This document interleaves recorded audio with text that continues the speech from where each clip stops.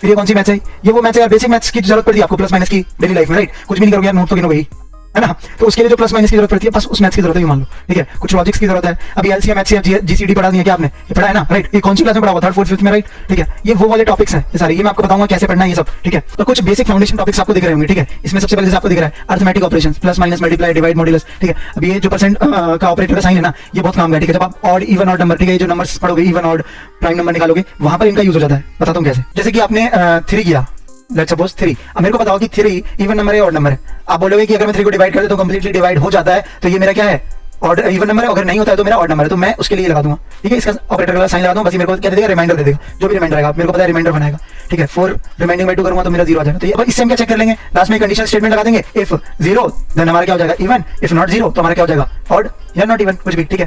Prime के लिए भी आप सेम प्राइम नंबर के लिए होता है, उससे पहले के जितने नंबर से डिविजिबल हो गया तो वो क्या हो गया इवन या ऑड, तो उसके लिए हम क्या चेक करेंगे, हम यही ऑपरेटर का साइन लगाने वाले हैं, ठीक है। नो जैसे कि नंबर यार हर जगह आप नंबर ही पढ़ते हो, मैथ्स में नंबर्स के अलावा कुछ होता है क्या, but even number odd number prime number इनके प्रोग्राम्स तक आपको मतलब अगर बेसिक मतलब निंजा में जा रहे हो ना तो वहां पे आपको प्रोग्राम दिख जाएंगे, ठीक है।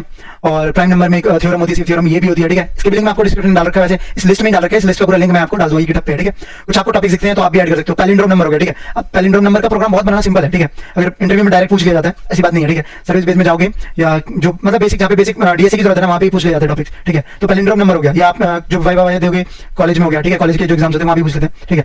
आपको ये पता होना चाहिए पैलिंड्रोम नंबर क्या होता है, ठीक है। तो ये भी बड़ी अच्छी चीज है। देखो पैलिंड्रोम क्या नंबर है, जैसे 1 to 1, ठीक है। अगर दो नंबर आपके सामने मान लो 1 to 1 और 123, तो आप मेरे को बता सकते हो मतलब क्या दोनों में डिफरेंस दिख रहा है। अगर आप ध्यान से 1 to 1 को उल्टा लिखोगे तो 1 to 1 लिखा जाएगा, लेकिन 1 to 3 को उल्टा लिखोगे तो 3 to 1 लिखा जाएगा। तो जो नंबर रिवर्स करने के बाद भी सेम सा दिखे उस नंबर को कहते हैं पैलिंड्रोम नंबर, ठीक है। ये हो गया फाइंड द डिजिट्स। अब जैसे क्या हो गया, कई नंबर होते हैं उसकी डिजिट्स अलग करनी होती है, ठीक है। अब यही नंबर है, मान लो इस नंबर को भी चेक करने के लिए 1 to 1 को पैलिंड्रोम चेक करने के लिए आपको डिजिट्स को अलग करना पड़ेगा, पहले 1 को अलग, फिर 2 को अलग, फिर 1 को अलग, ठीक है। तो वो डिजिट्स को चेंज करना आना चाहिए, ठीक है। इसका एक प्रोग्राम बनता है, ये बना के जरूर देखना, ट्राई करना, ठीक है। नो एलसीएम एचसीएफ जीसीडी बताने की जरूरत नहीं है, जीसीडी ग्रेटेस्ट कॉमन डिवाइजर, ठीक है। इसकी थ्योरम होती है यूक्लिड्स एल्गोरिथम और थ्योरम कह सकते हो आपको। इसका एक्सटेंडेड वर्जन भी मतलब ये बेहतरीन और ज्यादा एल्गोरिथम टाइम कॉम्प्लेक्सिटी कम करते हुए, मतलब मस्त है ये भी, ठीक है बेसिक टॉपिक ही, मतलब पढ़ लेना, ठीक है। इसके बारे में पूछे जाते हैं, डायरेक्ट एल्गोरिथम पूछ ली जाती है, ठीक है। फैक्टोरियल पता ही है, ठीक है। बताने की जरूरत ही नहीं है कि भाई अगर आपको पता है 3 फैक्टोरियल दिया है तो आपको 3 into 2 into 1 क्या करना है, एक लूप लगाना है, ठीक है। लूप लगा के आपको क्या करना है, उसको एक माइनस करते हुए और मल्टीप्लाई करते हुए जाना है, ठीक है। या रिकर्शन से कर सकते हो, रिकर्शन में सेल्फ कॉलिंग करनी है माइनस माइनस करते हुए, ठीक है।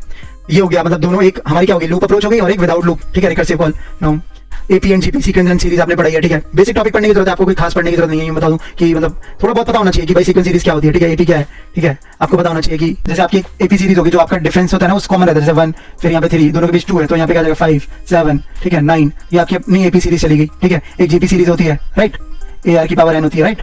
नो ये सब मतलब टॉपिक्स हैं, ये आपको पढ़ने हैं बस ऊपर से थोड़ा। उसके बाद मैंने आपको प्रोग्रामिंग के लिंक दे रखे हैं, ठीक है। वहां पे जाओ और एक दो प्रोग्राम बना लो बस, ठीक है। Quadratic equation and formulas. अब इसका इतना मतलब आपको प्रोग्राम नहीं बनाना है, ठीक है। ये नहीं पूछा जाता डायरेक्ट, बट ये आपको आगे चल के टाइम कॉम्प्लेक्सिटी के जो टॉपिक्स पढ़ोगे आप, ठीक है। डेटा स्ट्रक्चर एडवांस पढ़ोगे, वहां पर आपको जरूरत पड़ने वाली है, ठीक है। वहां मतलब जब टाइम कंज्यूमिंग कितना हो रहा है, कितना टाइम लग रहा है, फंक्शंस लग रहे होंगे, ठीक है। तो वहां पर आप देख रहे होगे कि एक इक्वेशन बन जाती है। दिखाता हूं मैं आपको कैसी इक्वेशन बनेगी। लाइक ये मान लो 2 फंक्शन है, ठीक है। एक fn का बन रहा है, टाइम निकालना हमारा, ठीक है। एक बन रहा है 2n², ठीक है। एक fn बन रहा है हमारा 3n, ठीक है। अब 2 फंक्शन है, एक टाइम ले रहा है 2n², एक ले रहा है 3n। हम क्या एक पूरे प्रोग्राम का एक फंक्शन बनाएंगे, उसमें क्या हो जाएगा ऐड कर देंगे 2n² + 3n, ठीक है। तो अभी हमारी क्या बन गई, एक क्वाड्रेटिक इक्वेशन बन गई, राइट। तो ये क्वाड्रेटिक इक्वेशन बन गई, तुम्हारे को ये पता होनी चाहिए, ठीक है। इनको कैसे होती है, क्यों पावर होती है, क्या ग्राफ्स पता होने चाहिए, ठीक है।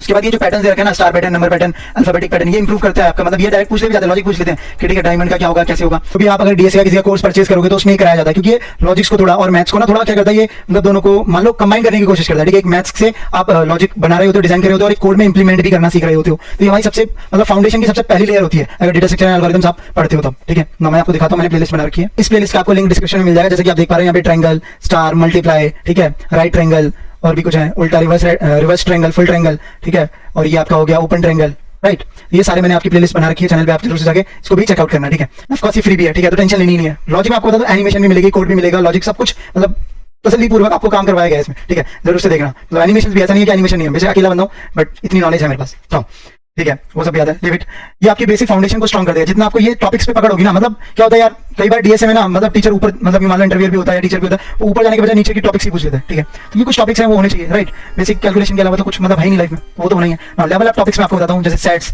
Relation functions, matrix, graphs, permutation, combination, probability, mean median mode. अब इन टॉपिक्स को तो नहीं पढ़ना, ठीक है। मैं आपको बता दूं जैसे मीन मीडियन मोड, जब आप मशीन लर्निंग की तरफ जा रहे हो वहां पे डाटा का काम होता है, ठीक है। उन डाटा के ऊपर ऑपरेशंस होते हैं, परसेंटेज एरर निकलते हैं, स्टैंडर्ड डेविएशंस निकलते हैं, मीन मीडियन मोड, मैट्रिक्स ज्यादा लगता है वहां पर, ठीक है, उनके कॉन्सेप्ट। ये 11th में आपने आपने 12th में पढ़ रखे है सेट्स मैट्रिक्स, जरूरत नहीं बस थोड़ा सा रिवाइज करना बस। जब सीपी में आप पढ़ रहे हो कॉम्पिटिटिव प्रोग्रामिंग, वहां पे आपके परमुटेशन और कॉम्बिनेशन के बहुत ज्यादा क्वेश्चन पूछे जाते हैं, ठीक है। ग्राफ्स का एक ग्राफ का खुद का एक डेटा स्ट्रक्चर है, ग्राफ डेटा स्ट्रक्चर, ठीक है। लेकिन आपको ग्राफ्स में पता होना चाहिए लीनियर, क्वाड्रेटिक, क्यूबिक, लॉग का ग्राफ, ठीक है, कैसा होता है। क्यों? क्योंकि आप जब टाइम कॉम्प्लेक्सिटी निकाल रहे होगे उसके अंदर आपको लॉग टाइम कॉम्प्लेक्सिटी लॉग में निकल रही होगी, ठीक है, क्वाड्रेटिक में निकल रही होगी, लीनियर में निकल रही होगी, क्यूबिक में निकल रही होगी, तो आपको पता होना चाहिए ग्राफ इसका कैसा है, ठीक है। तो आप बता सकते हो कि बेस्ट सॉल्यूशन कब जाएगा, कब अप्रोच करेगा, ठीक है। मतलब ये मान लो फर्स्ट केस के लिए, बेस्ट केस के लिए, एवरेज केस के लिए कौन सा मतलब ग्राफ लग रहा है, उस हिसाब से कौन सी हमारी एल्गोरिथम बेस्ट है, कब बेस्ट है, ठीक है। तो ग्राफ प्लॉट होते ही हमारे सामने सारी सिचुएशन एकदम कंप्लीट आ जाती है, ठीक। मैट्रिक्स, अभी मैट्रिक्स में आपको बता दूं, मैट्रिक्स भी इंपॉर्टेंट टॉपिक है, ठीक है। देखो मैट्रिक्स में क्या है कि जो आपका डेटा होता है ना, ठीक है, 2D एरे होता है हमारा, और आप पढ़ा होगा मैट्रिक्स में हमारा कुछ इसी प्रकार का दिखता है, ठीक है। और इसको हम 2D कहते हैं, 2 डायमेंशनल एरे, ठीक है। जो 2D एरे है वही हमारा मैथमेटिक्स में मैट्रिक्स है, ठीक है। अब हमारे को उससे जब मैट्रिक्स पढ़ते हैं तो हमारे को ये नहीं पढ़ना कि ट्रांसपोज करना है, ये वो मतलब हाँ उसके प्रोग्राम पूछे जाते हैं सीपी में, वो भी पूछेंगे, लेकिन बेसिक में अगर आप बात करें भाई इस वाले एलिमेंट को एक्सेस करना है, ठीक है, ये तीनों हमारे को इक्वल करने हैं, ये मतलब ये वाले डायगोनली इक्वल करने हैं हमारे को, तो हम कैसे पोजीशन फैच करते हैं, मतलब ये, ठीक है, दो मतलब मान लो 2 2D मैट्रिक्स हमारे को दे दिए, ठीक है। अब इन दोनों को 2 क्रॉस 2 को हमारे को ऐड करना है, मल्टीप्लाई करना है, डिवाइड करना है, ठीक है। तो आपको पता होना चाहिए कि भाई कैसे करते हैं, यूं करके यूं, ठीक है, ये वाला हमारा रूल होता है। तो ये हमारा मैट्रिक्स का आपको पता होना चाहिए। अब बात कर लेते हैं मैट्रिक्स हो गया, ग्राफ्स हो गया, रिलेशन एंड फंक्शन। फंक्शन मैंने आपको बताया टाइम फंक्शन बनेगा, स्पेस का एक फंक्शन बनेगा, ठीक है। जब आप एक मतलब जब आप एक एल्गोरिथम पढ़ोगे और एक एल्गोरिथम डिजाइन करोगे तो उसका एक मेथड बनाओगे ना, तो उसके अंदर कितना लूप चल रहा है, ठीक है, तो उस लूप का एक फंक्शन बनाओगे, राइट, रिकर्शन फंक्शन बनाओगे, तो फंक्शन जरूरत पड़ेगी। सेट्स हो गया, सेट्स भी एक है डेटा स्ट्रक्चर के अंदर, ठीक है, तो वो पढ़ना ही आपको। डेटा स्ट्रक्चर का मतलब ये हो जाता है कि डेटा को उस स्ट्रक्चर में रखा गया है, तो एक सेट के स्ट्रक्चर में डेटा को रखा गया है, एक में मैट्रिक्स के स्ट्रक्चर में डेटा को रखा गया है, तो ये तो है ही हमारे ग्राफ्स में रखा गया है, ठीक है। ट्रीज पढ़ोगे, binary search tree, binary tree, ठीक है।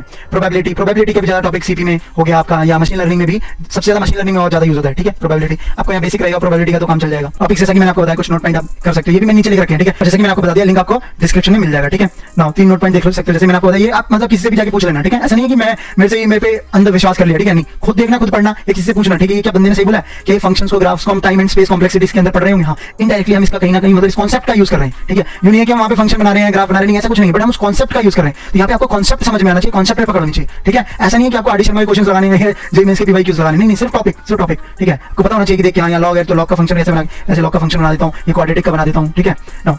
ग्राफ्स मैंने जैसे कि आपको बताया, रिकर्शन का एक ट्री बनाओगे आप, ठीक है, वहाँ पे ऐसे ऐसे करके आ रहा होगा नीचे, तो वहाँ पर आप ग्राफ को देख रहे होगे, ठीक है। ग्राफ का खुद का डेटा स्ट्रक्चर भी है, वो भी पढ़ रहे होगे, ठीक है। पीएनसी जैसे मैंने बताया, very very highly used in competitive programming, ठीक है।